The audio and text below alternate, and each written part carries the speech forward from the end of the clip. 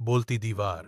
ये कहानी है एक 13 साल के बच्चे वीर की, जो अपने मम्मी पापा के साथ एक पुराने से किराए के मकान में रहता था। मकान बहुत पुराना था, दीवारों की पपड़ी उतर रही थी, खिड़कियों की आवाज डरावनी थी, और सबसे अजीब चीज, एक दीवार थी जो हमेशा वीर को खींचती रहती थी। वो दीवार उसके कमरे की थी, जिसमें एक हल्का सा निशान बना था। ऐसा लगता था जैसे कोई उसमें कुछ छिपाकर गया हो। वीर बहुत शांत, समझदार और सोचने वाला बच्चा था।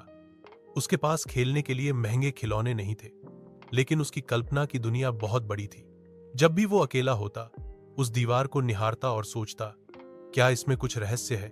एक रात जब बारिश बहुत तेज हो रही थी, बिजली कड़क रही थी और पूरा मकान हिल सा रहा था, वीर अपनी किताब पढ़ रहा था।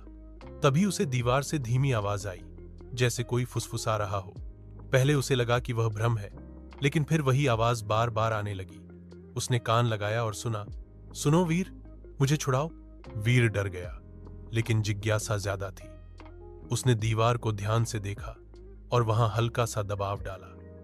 अचानक एक ईंट धंस गई और एक पुराना कागज बाहर गिरा। कागज पर लिखा था, हर 100 साल में एक बच्चा आता है जो दीवार की भाषा समझ सकता है, वो ही खोल सकता है रहस्य का दरवाजा।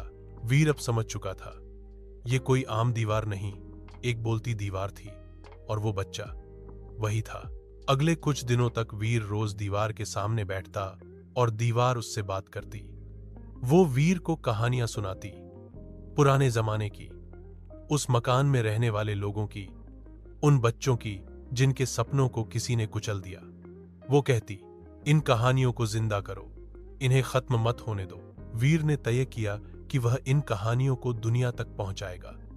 उसने एक पुरानी कॉपी में हर दिन दीवार से सुनी कहानी लिखनी शुरू की, और कुछ ही हफ्तों में उसकी पूरी किताब तैयार हो गई। एक दिन उसने स्कूल की एक प्रतियोगिता में वो कहानी जमा कर दी, और वो कहानी, बोलती दीवार, पूरे राज्य की सबसे बेहतरीन कहानी घोषित की गई। वीर को एक बड़ा पुरस्कार मिला और फिर उसकी किताब छपने लगी। अब वो पुराना मकान वीर के लिए सिर्फ एक घर नहीं था, वो था सपनों और कहानियों का खजाना। दीवार अब चुप थी, उसने अपना रहस्य सौंप दिया था, और वीर अब उसका रखवाला बन चुका था। सीख, हर चीज की एक कहानी होती है। अगर तुम ध्यान से सुनो तो दीवारें भी बोलने लगती हैं। अपने अंदर की आवाज पर विश्वास करो, वो तुम्हें ऐसे रास्ते पर ले जाएगी जो दुनिया को बदल सकता है।